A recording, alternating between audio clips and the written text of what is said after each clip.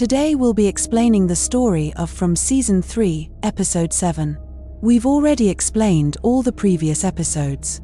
This episode begins with Fatima, who is surrounded by everyone. Christy checks on Fatima and confirms that she is not pregnant.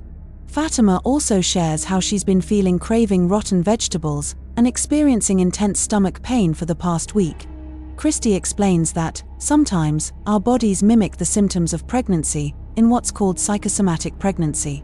While this is rare, it can cause symptoms similar to actual pregnancy. Christy suggests this might be what Fatima is experiencing, but reiterates that she isn't pregnant. Fatima, however, insists that she feels it inside her and believes she's pregnant. Upset that no one believes her, Fatima lashes out at everyone. Ellis tries to calm her down, but Fatima storms off, with Ellis following her. Muriel also leaves the room. Christy confronts Boyd, saying he should have told her everything before the ultrasound. Boyd responds angrily, explaining that he only just found out, and reminds her that she's the doctor responsible for diagnosing patients, not him. Frustrated, Boyd walks away. The scene then shifts to Victor, being seen in his room, talking to a Jasper doll he brought from a cave. He believes the doll can talk, and becomes frustrated when it remains silent. His father enters and tells him it's just a doll and can't speak. Victor insists it has spoken before, and storms off, determined to find out why it's not talking now. At the same time, Elgin is making a small toy that produces sounds for Fatima's baby. Tilly compliments his work. Later, when Elgin is alone, his camera unexpectedly clicks a photo, without anyone being near it, which frightens him. He is shocked by what he sees in the photo, leaving us curious about its contents. Fatima is with Muriel, who is giving her a drip. Fatima expresses feeling misunderstood, but Muriel reassures her, explaining that her fears are unfounded and advises her to eat properly. As they talk, Ellis arrives. Muriel leaves the room. Fatima is clearly upset. She laments that no one seems to understand her feelings, saying, "Everyone talks from their own perspective, but no one tries to see things from mine. Does anyone care to understand what I'm going through?" She tells Ellis he's no exception, accusing him of not grasping her struggles.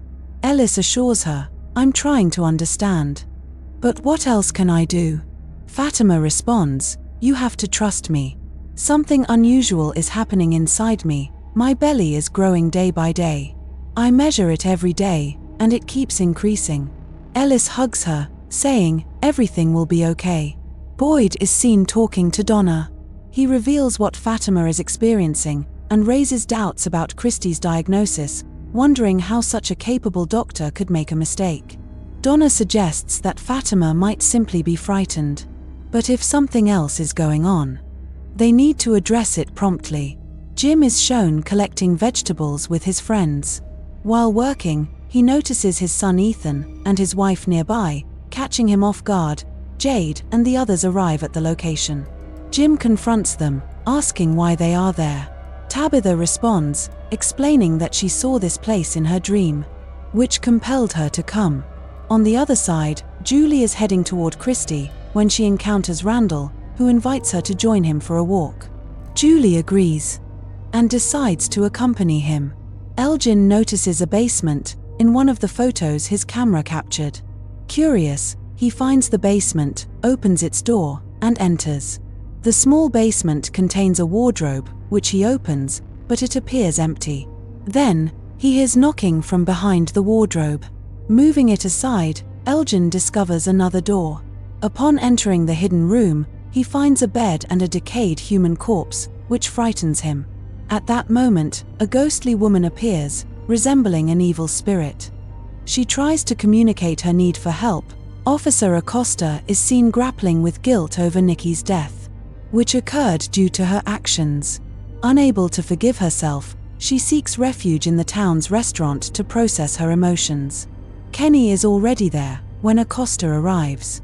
He says, "We don't cook or make tea here." Acosta replies, "I didn't come here to eat or drink, I just wanted to talk." "What is this strange place?" "The police station has become a post office, and there are signs for a travel agency everywhere. What's going on? Kenny answers, we don't know either.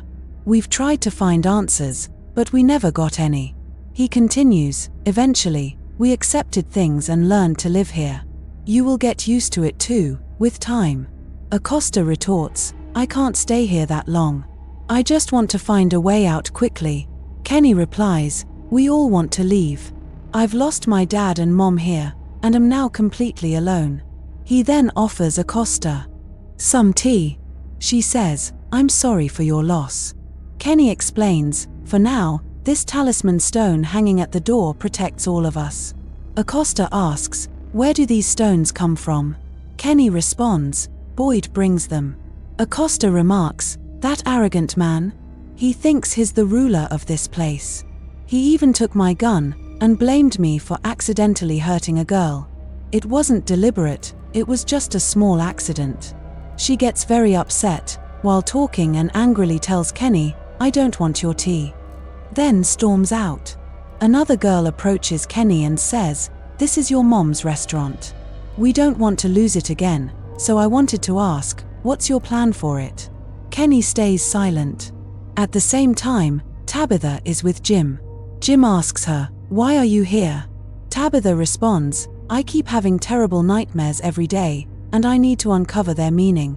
These dreams are really troubling me, so let me do what I feel is right. Jim warns her, nothing is safe here, and we can't trust anyone. Tabitha convinces Jim, saying, I'll stay here, and you should do what feels right for you. Randall is in the woods with Julie. Julie asks, what are we here for? Randall says, I came to collect mushrooms for Christy. She needs them for burning. Julie begins sharing her past. When I was 15, my brother Thomas passed away. After that, our father stopped taking us on trips. Randall replies, come with me, I'll show you something. He leads her to a car and says, today, I'll take you on a drive. And they head off together. Meanwhile, we see Victor, still carrying the Jasper doll, heads to Sarah's house. After a long wait, Sarah opens the door, and Victor says, I need to take this doll to your basement to talk to it. I've figured out how it communicates. Without hesitation, he enters her house and goes to the basement. Meanwhile, Boyd reaches his police station and feels uneasy, sensing someone has been there. Drawing his gun cautiously, he finds Acosta inside. He asks, what are you doing here? She replies, I came to get my gun. Boyd refuses, calling her reckless. Acosta defends herself, saying, I only fired out of fear, I won't repeat that mistake. She shows her police ID, asserting her authority. Boyd firmly states, this is my station, and things happen here the way I decide.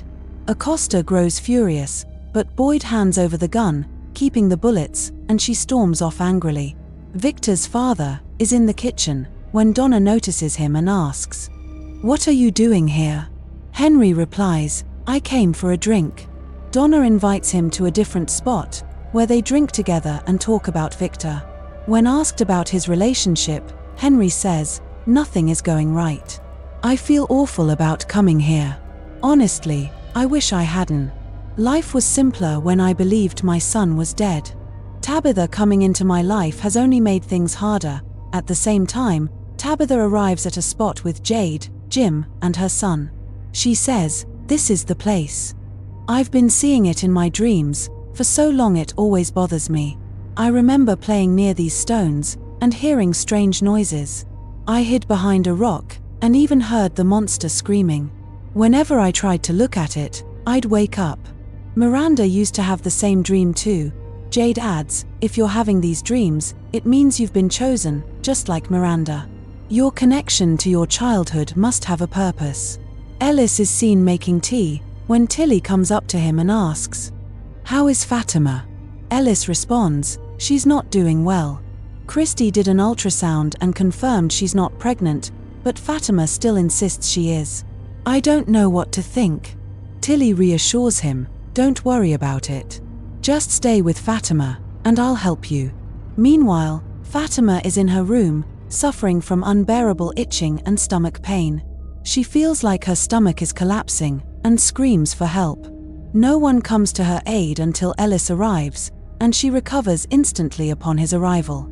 Tilly is there as well, and Ellis helps calm Fatima. Later, Randall takes Julie for a fun car ride.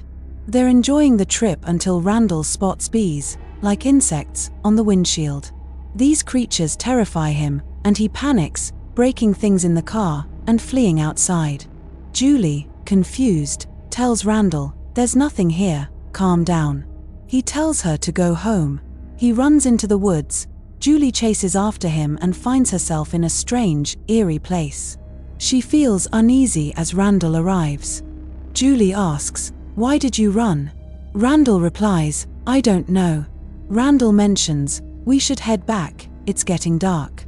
She replies, "No, we have to stay. Can you feel what I'm feeling?" Randall replies, "I don't feel anything." Meanwhile, Ellis is caught stealing medicines.